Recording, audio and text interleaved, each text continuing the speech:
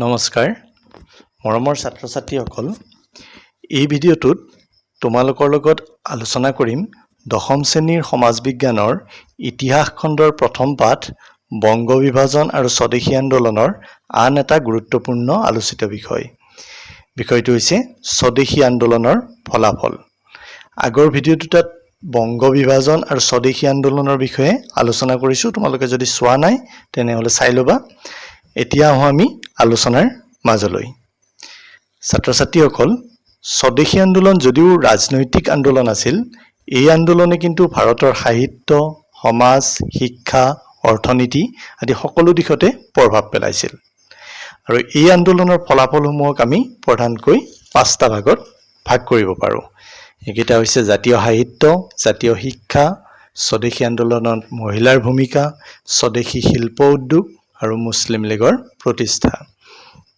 এতিয়া আমি চাও জাতীয় সাহিত্যনো কি সৃষ্টি হৈছিল চাই লওঁ স্বদেশী আন্দোলনৰ এটা প্ৰধান ফলাফল বুলি ক'ব পাৰি যাৰ ফলত নেকি কি হৈছিল আমাৰ জাতীয় সাহিত্যৰ সৃষ্টি হৈছিল স্বদেশানুভূতিৰ জোৱাৰে সাহিত্য সৃষ্টিত অৰিহণা যোগাইছিল আৰু স্বদেশী আন্দোলনৰ পটভূমিত বিভিন্ন সংবাদপত্ৰ আলোচনী গ্ৰন্থ গীত নাটক ইত্যাদি ৰচিত হৈছিল আৰু সেই সময় কেইগৰাকীমান জাতীয়তাবাদী লেখক আছিল সুৰেন্দ্ৰনাথ বন্দ্যোপাধ্যায় সতীশ চন্দ্ৰ মুখোপাধ্যায় অৰবিন্দ ঘোষ কুমুদিনী মিত্ৰ ৰবীন্দ্ৰনাথ ঠাকুৰ গিৰীশ ঘোষ অমৰেন্দ্ৰনাথ দত্ত ইত্যাদি ইয়াতে কেইখনমান তোমালোকক আলোকচিত্ৰ দিছো এয়া প্ৰথম গৰাকী হৈছে স্বৰ্ণকুমাৰী দেৱী এখেত হৈছে ভূপেন্দ্ৰ নাথ দত্ত কৃষ্ণ কুমাৰ মিত্ৰ সতীশ চন্দ্ৰ মুখোপাধ্যায় অৰবিন্দ ঘোষ ৰবীন্দ্ৰনাথ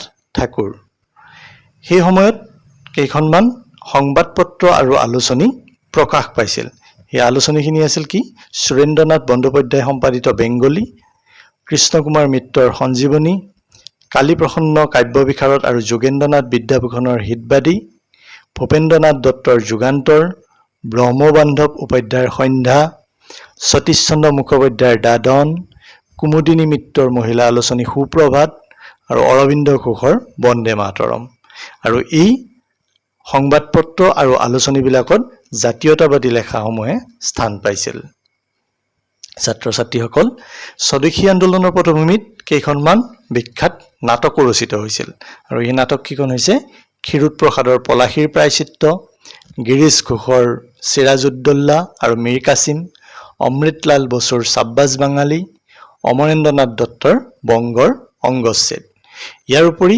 সেই সময়ত কেইখনমান উল্লেখযোগ্য গ্ৰন্থ হৈছে স্বৰ্ণকুমাৰী দেৱীৰ জাপানী বীৰ প্ৰমথনাথ ৰায়চৌধুৰীৰ জয় সংগীত কাৰ্তিক চন্দ্ৰ দাসগুপ্তৰ নব্য ভাৰত ৰামেন্দ্ৰ সুন্দৰ ত্ৰিবেদীৰ বংগলক্ষ্মীৰ ব্ৰত কথা ছাত্ৰ ছাত্ৰীসকল স্বদেশী আন্দোলনৰ সময়ত কেইগৰাকীমান গীতিকাৰে কেইটামান বিখ্যাত গীত ৰচনা কৰিছিল তাৰ ভিতৰত কবিগুৰু ৰবীন্দ্ৰনাথ ঠাকুৰে ৰচনা কৰা 23টি গীত ভাৰতীয় সংস্কৃতিৰ অমূল্য সম্পদ ইয়াৰ ভিতৰত আমাৰ সোণাৰ বাংলা আমি তোমাকে ভালোবাসি এই গীতটি স্বাধীন বাংলাদেশৰ ৰাষ্ট্ৰীয় সংগীতৰ মৰ্যাদা লাভ কৰিছিল আৰু সেই সময়ৰ কেইগৰাকীমান গীতিকাৰ হৈছে ৰবীন্দ্ৰনাথ ঠাকুৰ ৰজনীকান্ত সেন মুকুন্দ দাস দ্বিজেন্দ্ৰলাল ৰয় ইত্যাদি ইয়াৰ কাষৰ চিত্ৰত এগৰাকী হৈছে ৰজনীকান্ত সেন আৰু আনগৰাকী হৈছে দ্বিজেন্দ্ৰলাল ৰয় ছাত্ৰ ছাত্ৰীসকল সেই সময় এখন বিখ্যাত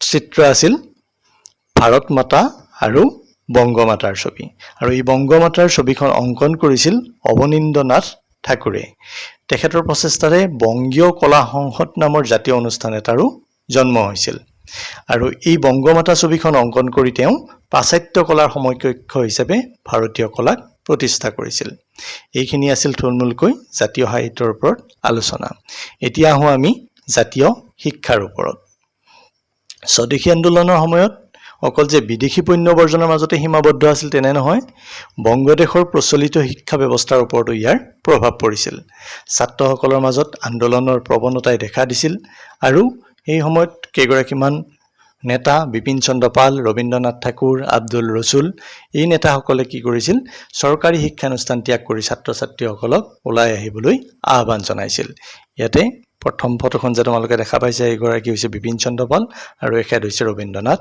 ঠাকুৰ। সতীশ চন্দ্ৰ মুখোপাধ্যায় সম্পাদিত দিদন পত্ৰিকাই কলিকতা বিশ্ববিদ্যালয়ক গোলামখানা হিচাপে অভিহিত কৰিছিল আৰু ছাত্ৰসকলক সেই গোলামখানা ত্যাগ কৰি জাতীয় শিক্ষা গ্ৰহণ কৰিবলৈ আহ্বান জনাইছিল। তাৰপিছত ডন ছ'চাইটি নামৰ এটা ছ'চাইটি গঠন হৈছিল আৰু এই ছ'চাইটি গঠন হৈছিল সতীশ চন্দ্ৰ মুখোপাধ্যায়, ৰবীন্দ্ৰনাথ ঠাকুৰ আৰু চাৰুদাস বন্দ্যোপাধ্যায়ৰ সহযোগত। আৰু এই ছ'চাইটি গঠন কৰি পেলাই ছাত্ৰ মহলৰ মাজত দেশাত্মবোধ জাগৰিত কৰিবলৈ চেষ্টা চলাইছিল। আৰু এই ছ'চাইটিয়ে কাৰ্জনৰ বিশ্ববিদ্যালয় আইন আৰু কাৰ্লাইল জাননীৰ বিৰুদ্ধাচৰণ কৰি জাতীয় শিক্ষা সক্ৰিয় ৰূপত গঢ়ি তোলা আন্দোলন আৰম্ভ কৰিছিল। ছাত্ৰ ছাত্ৰীসকল 1905 চনৰ 6 আগষ্ট তাৰিখে বংগ জাতীয় বিদ্যালয় নামৰ অনুষ্ঠানটো প্ৰতিষ্ঠা হৈছিল আৰু এই অনুষ্ঠানটো প্ৰতিষ্ঠা হৈছিল ৰবীন্দ্ৰনাথ ঠাকুৰৰ তত্ত্বাৱধানত। 5 আগষ্ট তাৰিখে অৰ্থাৎ 1905 চনৰ 5 আগষ্ট তাৰিখে ৰবীন্দ্ৰনাথ ঠাকুৰে কলিকতাৰ এখন জনসভাত জাতীয় শিক্ষাৰ প্ৰয়োজনীয়তা সম্পৰ্কে বক্তৃতা দিছিল আৰু পিছদিনা অৰ্থাৎ 6 আগষ্ট তাৰিখে সমগ্ৰ জনতাৰ উপস্থিতিত তেওঁ বংগ জাতীয় বিদ্যালয় নামৰ জাতীয় শিক্ষানুষ্ঠানটো প্ৰতিষ্ঠা কৰিছিল। আকৌ 8 নৱেম্বৰত দ্বিতীয়খন জাতীয় বিদ্যালয় স্থাপন হৈছিল আৰু ছাত্ৰৰ সংখ্যা ক্ৰমান্বয়ে বাঢ়ি যোৱাত স্কুলৰ সংখ্যাও ক্ৰমান্বয়ে বাঢ়ি গৈছিল। তাৰপিছত 1906 চনৰ 11 মাৰ্চ তাৰিখে কলিকতাৰ টাউন হলত ৰাসবিহাৰী বসুৰ অধ্যক্ষতাত অনুষ্ঠিত সভাত জাতীয় শিক্ষা পৰিষদ নামৰ জাতীয় শিক্ষাৰ শীৰ্ষ অনুষ্ঠানটো গঠন হৈছিল। তাৰপিছত 1906 চনৰ 15 আগষ্টত বংগ জাতীয় মহাবিদ্যালয় স্থাপন কৰা হৈছিল আৰু এই অনুষ্ঠানটোৰ পিছত বংগ জাতীয় বিশ্ববিদ্যালয়লৈ উন্নীত কৰা হৈছিল।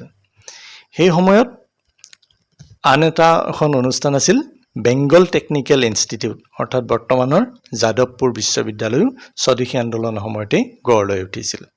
অৰ্থাৎ স্বদেশী আন্দোলনৰ ফল হিচাপে আমি 62খন মাধ্যমিক আৰু 3000খন প্ৰাথমিক জাতীয় বিদ্যালয় সেই সময়ত পাইছিলোঁ। ছাত্ৰ ছাত্ৰীসকল, এইবাৰ আমি আলোচনা কৰিম স্বদেশী আন্দোলনত মহিলাৰ ভূমিকা হিচাপে। স্বদেশী আন্দোলনৰ সময়ত মহিলাসকলৰ ভূমিকাও কম নাছিল। সকলো ধৰণৰ সামাজিক বাধা অতিক্ৰম কৰি বংগদেশৰ মধ্যবিত্ত নগৰীয়া নাৰী সমাজে পুৰুষৰ লগত সমানে স্বদেশী আন্দোলনত অংশগ্ৰহণ কৰিছিল। বংগ বিভাজন বিৰোধী আন্দোলনত নাৰীসকলৰ এই অংশগ্ৰহণে ভাৰতীয় স্বাধীনতা আন্দোলনক সুসংগঠিত পৰ্যায়লৈ আগুৱাই নিছিল আৰু তেনে অগ্ৰণী নাৰীৰ ভিতৰত এগৰাকী আছিল সৰলা দেৱী চৌধুৰীণী। তেওঁ মহাৰাষ্ট্ৰৰ শিৱাজী উৎসৱৰ অনুকৰণত বীৰষ্টমী ব্ৰত, প্ৰতাপাদিত্য উৎসৱ, উদয়াদিত্য উৎসৱ, ব্যায়াম সমিতি আদি উৎসৱ অনুষ্ঠান বংগদেশৰ বিভিন্ন ঠাইত আয়োজন কৰি যুৱক যুৱতীসকলক লাঠি খেল আৰু কুস্তিৰ প্ৰশিক্ষণ দিয়াইছিল। কাষত তোমালোকে ফটোটো দেখা পাইছা। আন এগৰাকী আছিল ভগিনী নিবেদিতা।